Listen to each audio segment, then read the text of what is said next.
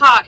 பெர்ஃபெக்ட்டா இருக்கணும் அப்படின்னு நினைக்கிறவங்களுக்கு கண்ணுல வரக்கூடிய ஒரு சின்ன பிரச்சனை தான் நம்ம இன்னைக்கு பேச போறோம். சென்ட்ரல் சீரஸ் ரெட்டினோபதி சிஎஸ்ஆர் அப்படின்றது சென்டர் விஷன்ல பாத்தீங்கன்னா கொஞ்சம் தண்ணி கோத்த மாதிரியும் கோடுகள் இருக்க மாதிரியும் அலையலையா இருக்க மாதிரியும் இருக்கிறது அப்படிங்கிறது தான் சென்ட்ரல் சீரஸ் ரெட்டினோபதி.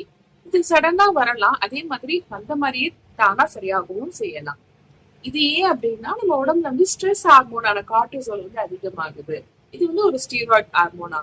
இதே மாதிரி ஸ்டீராய்ட் பாத்தீங்கன்னா நம்ம வெளியில வாயில மாத்திரையா சாப்பிடுறோம், உடம்புல கிரீமா தடவிக்கிறோம், ஏதோ ஒரு கிரீம் வாங்கி தடவுறோம், அது ஸ்டீராய்டு அதிகமா இருக்கு அப்படின்னாலும் நம்மளுக்கு வரதுக்கு சான்சஸ் இருக்கு.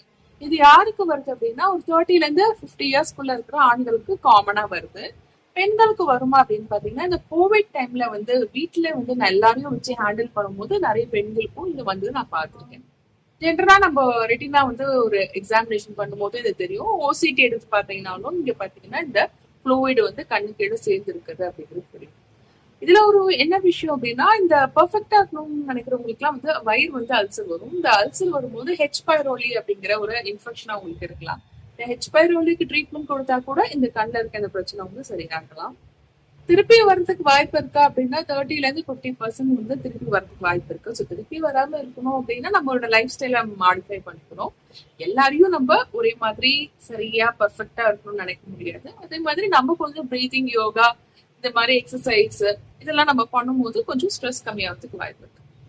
முக்கியமா நம்மளே அக்செப்ட் பண்ணிக்கிறதும் மற்றவங்களை அவங்கள மாதிரி அக்செப்ட் பண்ணிக்கிறதும் ரொம்ப இதுக்கு யூஸ்ஃபுல்லா இருக்கும். டாக்டர் சரவி காயத்ரி, தாய் டாக்டர், ஸ்டே கனெக்ட்.